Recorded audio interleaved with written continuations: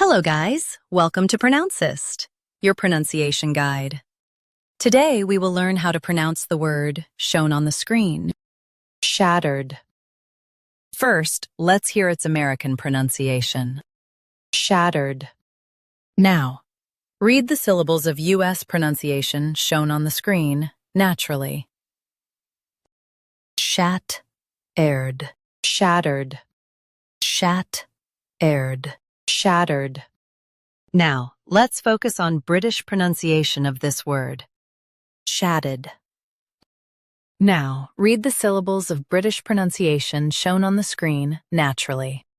Shat, ud, shatted, shat, ud, shatted.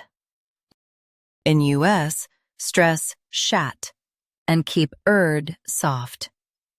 In UK, ud is lighter. Shattered, shatted.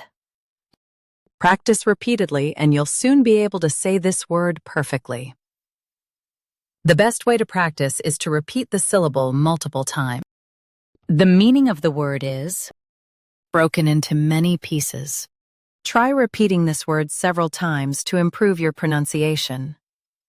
We post daily videos on useful and commonly mispronounced words to help you speak clearly and confidently.